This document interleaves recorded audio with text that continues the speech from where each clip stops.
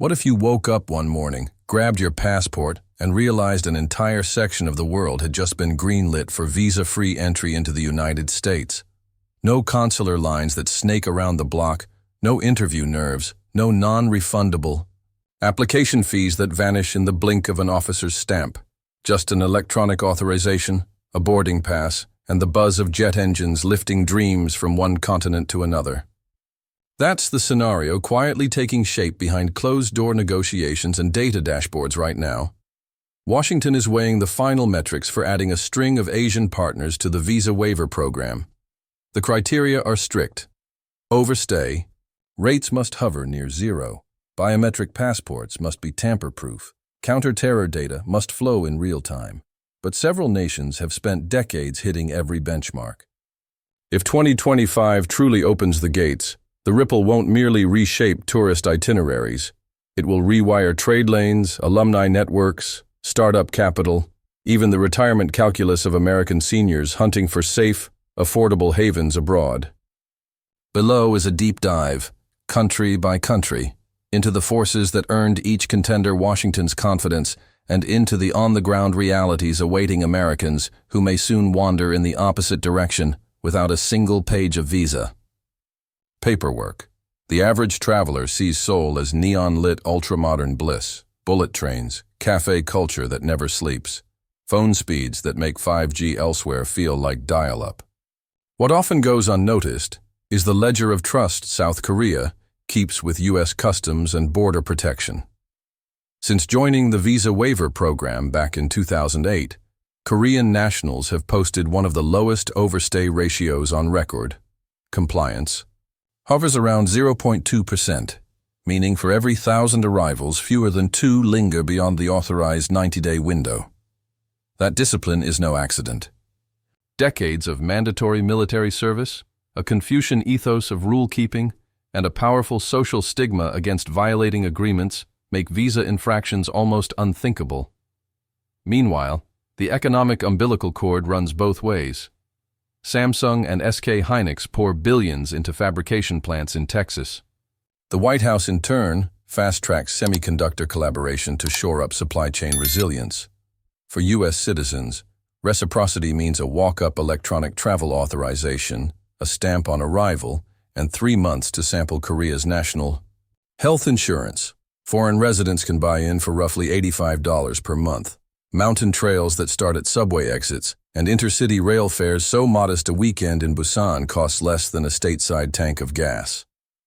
Long-term retirees gravitate towards smaller cities such as Jeonju and Gwangju, where fully furnished apartments lease for $450–650 a month, and local clinics perform comprehensive exams, blood work, MRI, dentist, vision, for under $300 total.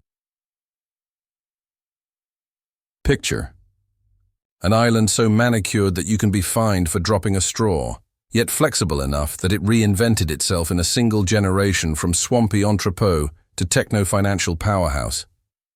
That is Singapore, admitted to the visa waiver program back in 1999, and since then, an unofficial gold standard against which new applicants are measured.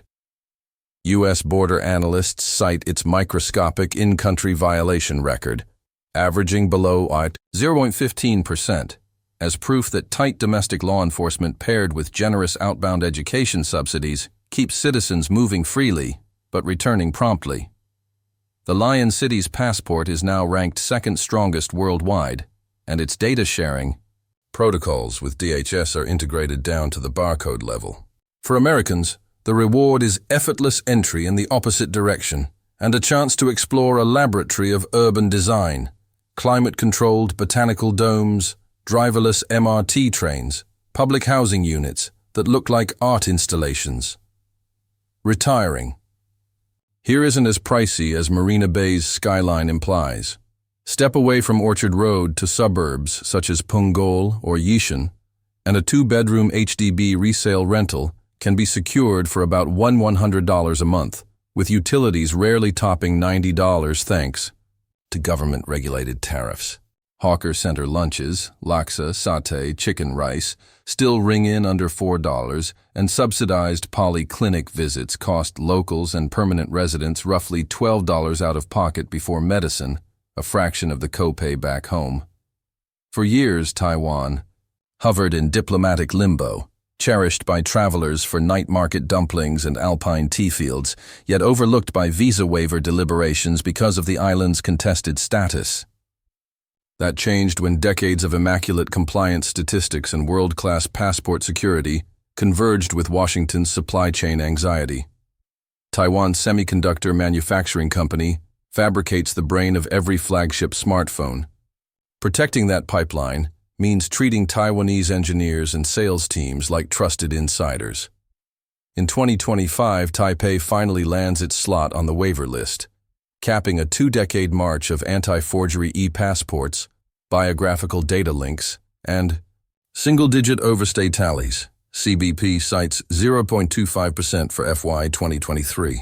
The immediate payoff for U.S. retirees and digital nomads is the ability to test drive residency, 90 days to sample Kaohsiung's harbor apartment market, modern high-rise units with ocean views for $600 monthly, to ride Taipei's rubber-tired Metro, senior fare 65 cents, and to tap into national health insurance after only 6 consecutive months of presence. With heart surgeries that cost 1/10 of U.S. prices and doctors educated at Johns Hopkins or UCLA, many expats quietly make Taiwan their de facto Medicare supplement. Few countries intertwine with U.S. security doctrine more tightly than Israel. That intimacy culminated in October 2023, when after years of biometric upgrades and border algorithm fine-tuning, Israel earned the waiver slot it had coveted since the program's inception. From Washington's view, the calculus was straightforward. Israel already shares drone telemetry, missile defense research, and human intelligence on threats spanning 3 continents. Granting its citizens frictionless entry bolsters a people-to-people bond forged under fire. The compliance numbers backed it up. Overstay rates below 0.4%, and a border IT backbone so advanced CBP adapted pieces of it for its own risk-scoring engine. For Americans, the door swings both ways, offering a Mediterranean climate bracketed by deserts and ski slopes, universal health coverage for about $75 monthly via one of 4 non-profit Coupot, and English-friendly bureaucracy. Tel Aviv. Rents sting, $1,800 a month for a studio, but relocate to Haifa or Beersheba, and Seaside or Negev View 2 bedrooms drop into the $800, $1,000 zone. Add a culture that honors seniors with discounted transit and front-of-line pharmacy service, and you have a retirement niche where archaeological day trips and cutting-edge oncology coexist on the same insurance card. The skyline of Doha resembles a high-definition rendering brought to life. LED-lit towers, autonomous e-buses gliding along Corniche boulevards, air-conditioned stadiums left over from the 2022 World Cup. Behind the glitter sits a diplomatic resume envied by larger states. Qatar hosts America's largest regional airbase, bankrolls mediations from Gaza, ceasefires to Afghan prisoner swaps, and by late 2024 had satisfied every DHS interoperability mandate, facial recognition e-gates, API passenger data within 30 seconds of boarding, for waiver admission. The country's citizens will soon step off at JFK as easily as they stroll into Hamad International's Louis Vuitton boutique, and reciprocity gifts Americans automatic entry to a Gulf state where gasoline costs 0.48 a gallon and electricity is free in government-built retirement villages. Expat renting remains surprisingly accessible outside the West Bay bubble. Brand new furnished 1-bedrooms in Al Wakra list for $850, including pool, gym, and covered parking. Most striking is healthcare. Qatar's public system charges foreigners $115 annually for the Hamad Health Card, unlocking surgeries at rates that make Medicare copays look bloated. Think $900 for a knee replacement including 3 nights in a private room. When CBP analysts debate Paragon compliance, they pull out Japan's file. Since 1988, the country has dispatched wave after wave of tourists, 18 million in the year before the pandemic. and still records visa infractions so low they barely register in spreadsheets. That reliability is rooted in a society where forgetting to return a library book warrants apology flowers. The security dividends are vast. Joint missile intercept drills, exclusive tech R&D, and a yen that buttresses global FX markets. For American seniors, the payoff is the ability to hopscotch across the archipelago with nothing but an e-passport confirmation email. Beyond Tokyo's neon thrum lie towns like Matsumoto and Beppu, where rent starts at $420, the local onsen charges $3 a soak, and 200 ma for a Shinkansen, whisk you to university hospitals ranking among the world's 10 most efficient. National health insurance premiums are income-based. On a $28,000 Social Security annuity, expect monthly dues around $140, after which generic drugs cost $1 and a full CT scan about $80. Tiny, oil-rich, devout, Brunei rarely surfaces in Western conversation, yet its pristine compliance metrics and aggressive anti-forgery passport tech propelled it onto DHS's approval shortlist in 2024. The Sultanate runs a tight ship. Exit. Stamps are electronically cross-referenced at embarkation, and failure to depart on time triggers automatic in-country alerts. Overstays average 2 per 100,000 entries, effectively 0. Visa-free travel unlocks a kingdom where fuel sells for 35 cents a liter, and public hospitals, funded by hydrocarbon royalties, charge foreigners a flat $25 for specialist consultations. Renting in Gadong or Tutong costs $500–650 for a semi-detached 3-bedroom with jungle views. Electricity often rolled into the lease. Brunei's Sharia-infused legal code means alcohol is scarce and modest attire expected. But crime is virtually non-existent. The Global Peace Index ranks it above Iceland for personal safety. Malaysia's case for waiver status blends raw numbers. Overstay rate 0.8%, e-passport adoption 100%. With geopolitical calculus, the U.S. needs friendly ports edging the contested South China Sea. Kuala Lumpur reciprocates with intelligence on trafficking routes and cybercrime cells.